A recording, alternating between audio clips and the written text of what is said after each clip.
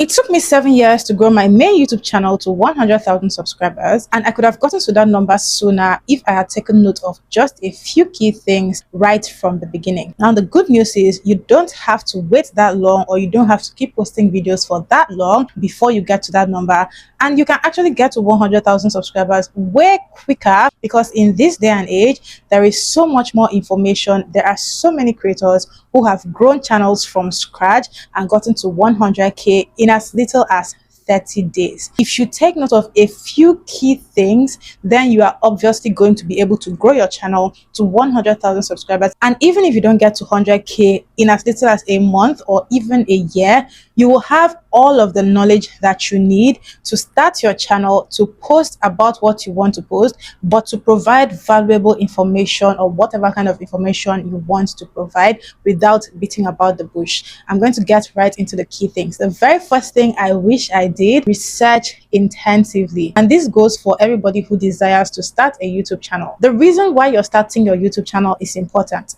For me, when I started my channel, the main reason was to provide help to people. So I just wanted to have an avenue to explain the things I needed to explain instead of typing them constantly on Facebook, because that was the platform through which I started to grow my audience. Instead of doing all of that typing and repeating the same things to different people at different times, I decided to just put videos out on YouTube so that I could explain things in detail and break down all of these questions that people kept asking me.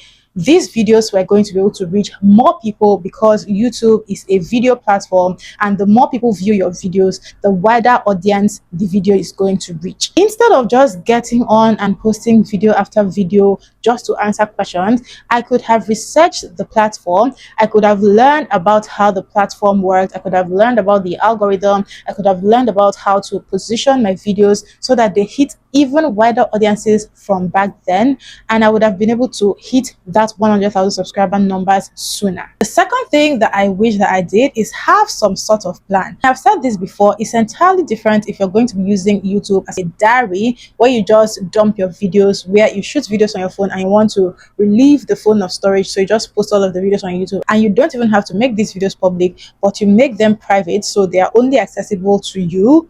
That was not the case with me. And for me, since I learned early on that I could in fact make money out of YouTube and I could reach even wider audiences the more that I posted, I kept posting videos more, and these videos hit numbers here and there, but I did not have a plan. And so I was just posting, answering random questions. I was not really studying what was working on YouTube then. I wasn't really seeing what was working in the hair niche. I was just posting videos according to what my audience from Facebook was looking for.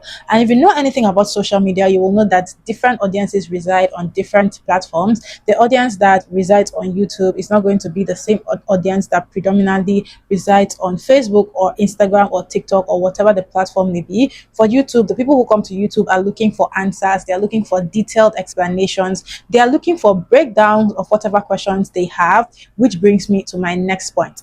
I wish I would have started evergreen content sooner. Evergreen content is content that answers a question or that addresses a problem area, therefore providing solutions to people's problems. With evergreen content, if somebody comes to YouTube and searches, for example, how can I grow my hair using aloe vera, you are going to see a couple of videos that are well explained about how to use aloe vera to grow your hair. Now, things like this are constantly being searched by people, and these questions are constantly being asked by people, meaning if somebody were to have searched for evergreen content about aloe vera, or if someone were to have searched for how to grow hair using aloe vera in 2005, someone else is going to search for that same topic in 2015, and somebody else will still search for that same topic in 2025. So you can see that is a 20-year time gap. And whether or not YouTube existed in 2025, there are certain questions that people constantly look for answers to, and these videos that are made providing answers to these questions are what we call evergreen content. Evergreen content is constantly being looked for, and because it's constantly being looked for, you can be sure that your video is going to do numbers at one point in time or the other. It may not do numbers today when you post it. It can do numbers years later, and that is the good thing about YouTube. I have videos that I posted in 2021. I have videos I posted in 2022, 2023, but those videos did not hit 100,000 views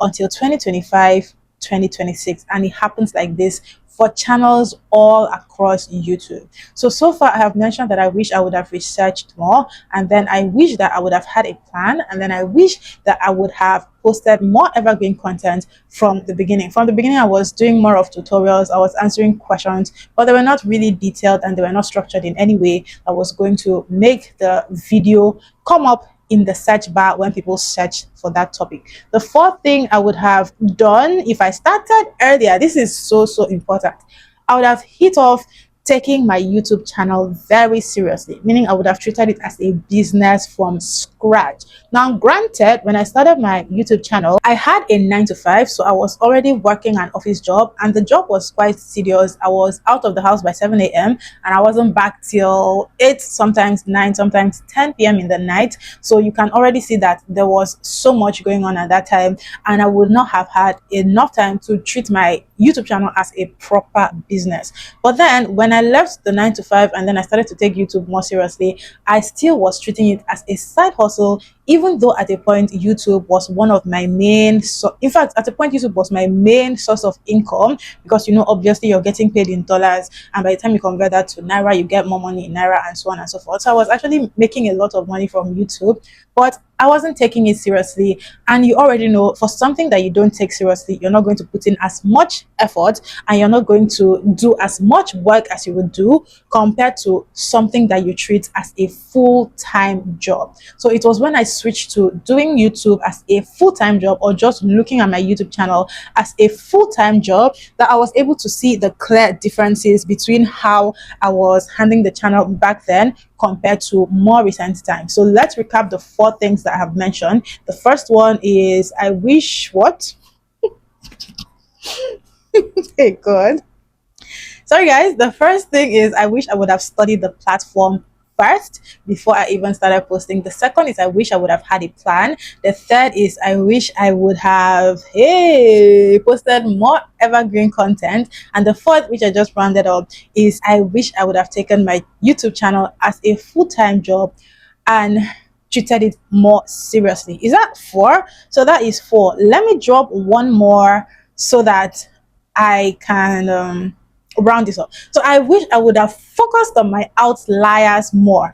Outliers are videos that perform very well compared to the rest of the videos on the channel. Now, growth on YouTube is exponential, meaning it is easier for you to post one video and get 1 million views compared to posting 10 videos that consistently get 1 million views. Now, if your channel gets 1 million views consistently per video, for example, then that's completely fine and that's very okay, and that's what every channel owner aspires to. But on YouTube, it's very easy for you to get 1 million views on a single video compared to consistently getting 1 million views back to back. So these videos that get 1 million views, you just post them, and even though they don't take off immediately, at a point they take off and they start doing wild numbers. These videos are called outliers. And for my channel, I know the specific type of videos that I post which are outliers. So there are specific content which I post which consistently cross 100,000 in views, and these views keep coming. The CPM is good as well, the audience is good as well, the interaction is good as well, just everything about the video is good in general. And so because of this, the video is pushed out to even more people. So I wish I would have focused on outliers more. Back in the day when I posted a video and it did excessively well, it didn't even occur to me that I could post a follow-up video about the same topic until later. But obviously, by the time I discovered that there was such a thing as outliers and I needed to apply pressure and post about these topics when they took off, then I adjusted accordingly and I started to post videos about the outliers when they took off, so that I could keep getting views. And that's it. So I've given you 5 things which you can do in 2026 and even 2027, and whatever time you choose to start YouTube and take it more seriously. I'm going to recap those 5 things, but I want to quickly say that if you're starting a YouTube channel and you are intimidated, you need to lose that mindset. YouTube is still my best platform, and it's still my priority platform, and it's still the platform that I will recommend that everybody should take seriously if they want to be posting things on the internet. Yes, you can post on Instagram, you can post on Facebook, TikTok, wherever, but when it comes to longevity and building your personal brand and standing out in your industry and having a voice and being able to explain things in detail, then you need to get on YouTube. Here on YouTube, you can post videos that are long, 4 hours, 10 hours, as long as you like. and that video is going to still be up, somebody in the next 10 years will come and search for that topic, and your video is going to be the first one that pops up. So if you're not on YouTube, if you're on the fence, if you are not able to keep up, you need to come up with a structure that is going to allow you to post on YouTube and to post consistently to build your platform. I'm currently actually helping a few people who are just getting into the creator space. So if you would like my assistance in that regard, you can send me an email. I'm going to leave my email in the description box and also the pinned comment. You can also reach out to me on Instagram at Evogban. That is my Instagram handle. I'm always pushing for people to get on YouTube. After YouTube, I push for people to get on Facebook. Those are the two platforms. For the rest of the platforms, TikTok and Instagram, yes, you can be on there, but please, if you are looking for longevity in your digital career, you need to be posting on YouTube. So let's quickly list out and recap the points before we end the video. The first one is, I wish I studied the platform more and studied content more before I started posting. The second one is, I wish I had a plan that would have guided me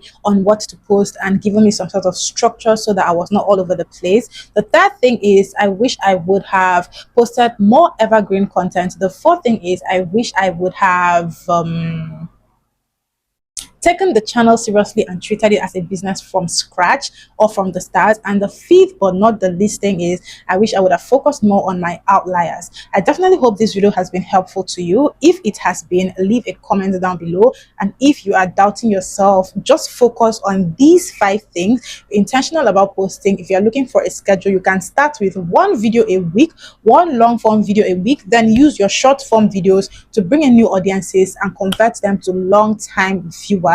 Try these 5 things and trust me, you're going to be surprised by how much growth you are able to make and retain in just a few months. Thank you guys so much for watching. I'll see you in my next video.